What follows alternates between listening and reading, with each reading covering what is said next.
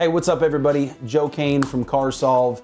We're going to keep this podcast series kind of going on just so we can continue to get more information about what we do, how we do what we do, and how we're helping clients just like you get their cars sold through our platform, which is all about transparency, dealer competition, and getting you exactly what your car is worth. So we're going to talk about a couple of those components on today's podcast.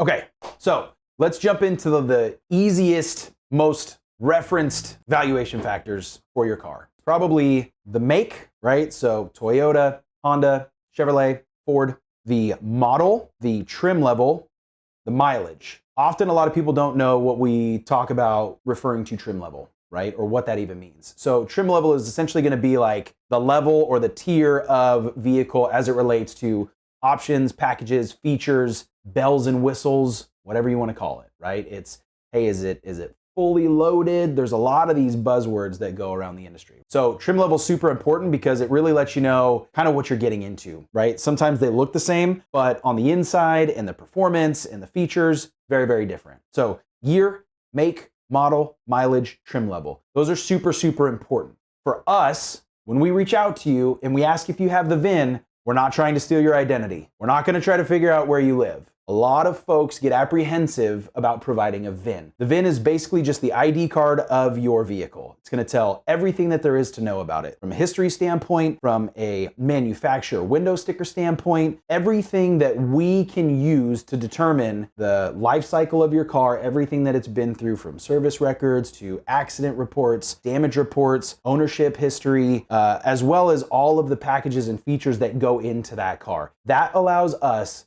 in a very short amount of time to accurately determine what we're looking at with your car. So the VIN is critical, super, super important. If you're going onto the website, provide the VIN. That gives a really, really good idea of what your vehicle is going to be worth. So we use those things. Some of the other things that come into play when we're talking about value is by getting that VIN, we're going to access those things like lending value. So we're going to get into lending value. We're going to get into auction, wholesale, retail, comparables, and market day supply. In order to access that, we need that VIN number. So we're reaching out to you and we're asking for the VIN. It's not because we want to steal any of your information. It's because we really want to accurately assist you in appraising your vehicle. So when we ask for the VIN, type it out, shoot us a picture. We'll take the rest from there. So shoot us the VIN. All right, so we're gonna go through values of the vehicle that we look at, that we disclose to you, so we can get a really good idea of what we think your car is gonna sell for. It's really dense. I'm not gonna bore you with it, but I'm just gonna kind of go through the bullet points. There's lending value. It's essentially what a bank is willing to lend on that vehicle. They look at how strong that value is, how strong it is in the market. They wanna make sure that that vehicle is gonna hold its value, enough that they're willing to give you that money in a loan, and that vehicle is not gonna depreciate too crazy to hold that value, to whereas you're paying it off, you're gonna be able to maintain the equity of that vehicle. Lending value, very, very critical for us. There's auction value. Auction value, as we refer to it, is essentially what we think that these vehicles are going to sell for at the auction. It's actually not just what we think. Our appraisal software has real-time market transactional data that shows what these vehicles, just like yours, based on the VIN and the condition and the mileage and the trim level, are available to be purchased for at the auction. So auction value is critical because as we're selling to dealership buyers, they do have options to buy vehicles at other sources. Here's the thing though, if a vehicle goes to the auction for other dealers to purchase, it's coming from a dealership that didn't think that they could sell it. Or maybe they didn't want to sell it. Or maybe they didn't want to put in the extra reconditioning or the shop time in order to get it frontline ready. So auction value is a really good reference and a benchmark that we refer to when we're talking about your vehicle value. Wholesale value is a value that we look at as well, right? Wholesale is going to be transactional between buyers. So it's essentially what you could bring something in for at cost, mark it up, and then sell it retail. Any buying and selling of commodities is going to look at wholesale and they're going to look at retail. Retail is another thing that we look at. We're going to look at what these cars are selling for at places that you can buy them, right? Dealerships. It's important to see what other vehicles are selling for because you're not going to price yours $5,000 over the comparables. Otherwise, it's just going to sit. Think about your house. Think about selling a couch on Marketplace or whatever. If you're looking at selling something, obviously you want to get the most out of your stuff, but at the end of the day, it's worth what somebody's going to pay for it. So you got to make sure that you're looking at a really good sizable market data to be able to get that vehicle sold for a price that you're going to feel good about, but is also going to move the unit, right? So we've got lending value, auction value, we have wholesale value, we have retail value, and then also trade-in value. So we're using all of these numbers that we have access to,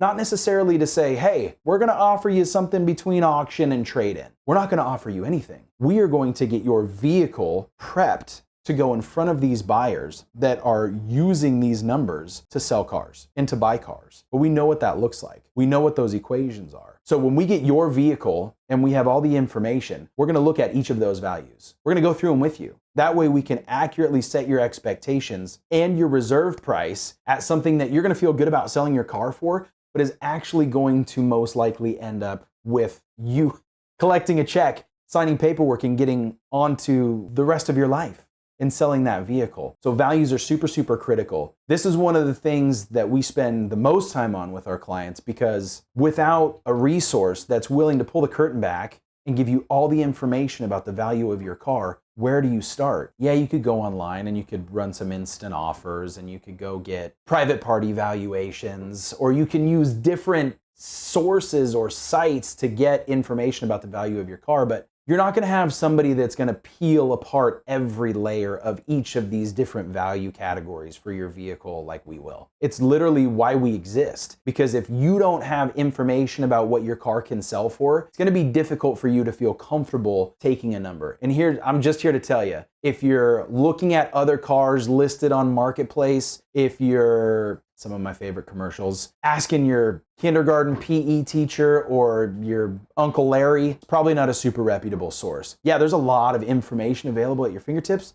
but sometimes you can get lost in that information and you can waste a lot of time having an incorrect or an unobtainable value on your vehicle. All the while, other people are selling their cars for great value, and your lending value or your chances of selling at a really good number could be going down every week because that car is depreciating. Values are super important. We know it's a touchy subject. We know you love your cars. Kids grew up in them. You married your spouse. You went on vacations in it. All of these memories are bundled into your car. We don't negate that. But it is important that if it is time to move on to the next thing, that we give you all of the information so you can make the best decision possible. And then we're going to fight for you. We're going to get every single dollar that we can on that vehicle. And if it ends up not doing it for you, then we wish you the best. And we're here for you. And hopefully in a couple of weeks, if you decide to come back, the value hasn't dropped a ton. But we'll go through it anytime. You want updates, you can jump on the website, carsolve.com, sign up for weekly updates on your vehicle value. We're here to help you. And one of the biggest things is establishing that trust, giving you all the information. And that's what we do here at CarSolve. So come by and check it out. Let's talk about some values, especially if it's your car value. It's a little bit more exciting than watching this podcast. All right. So we look at a bunch of cars all day, every day. It's a blast. Our job is to go out and find clients who have vehicles that are primed for our platform. And obviously everybody that wants to come in, put your vehicle through and list it on the platform to get it for sale. But what I do want to do is put out a little bolo, right? Little looking for hot list for vehicles that are doing really, really well on the platform. Now, this might seem obvious. We're in the Pacific Northwest. I would be doing you all a disservice if I did not place a call for the cars that are just doing ridiculously well on our platform. So without further ado, here's the CarSolve April hot list.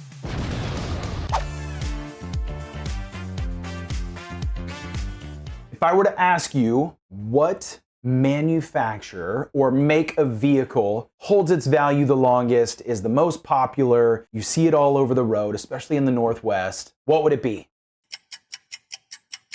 I got a bunch of people being like, it's this. Toyota does really, really well here, okay? Toyota does well everywhere. They last forever, great technology, they're very safe, pretty easy to maintain. I will say, not all Toyota product is great for resale here in the Pacific Northwest. One of the things that we talked about, market day supply and supply and demand. Saturation of the market can make it pretty difficult to move all of those inventory pieces, just because you're competing with so many other different units out there. Now, as we talked about trim level, options, packages, features, mileage, all of these things that actually build out the value profile of the vehicle can really make a huge difference. So from the Toyota family, what we're seeing do the best right now, RAV4s, crazy money. We are getting so much money for our clients who are selling their RAV4s. Obviously, if we can get them 2017, 2016 and newer, under 100,000 miles, obviously all-wheel drive models are strongest here in the Pacific Northwest. Front-wheel drive is okay, but the all-wheel drive models always bring more value just in case we get that snow. It's a safety thing. People really like the all-wheel drive for the power and the stability. The RAV4s are doing incredible. If you have some of those higher trim levels, right? If you've got the XLE, the XLE, the Primes, the Premiums, those vehicles, right? Limiteds, those top trim levels do so well on our platform. So you have a RAV, come check us out. The Corollas are doing really, really well right now on the platform. Yes, we sell Tundras.